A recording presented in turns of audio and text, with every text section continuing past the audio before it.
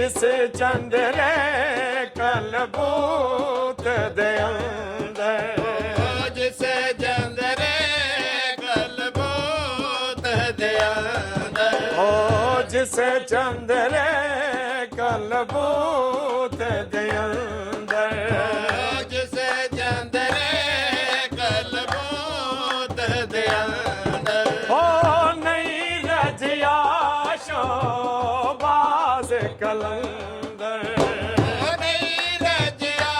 ਸ਼ੋਬਾਜ਼ ਕਲੰਦਰ, ਓ ਨਹੀਂ ਰਜਿਆ ਸ਼ੋਬਾਜ਼ ਕਲੰਦਰ।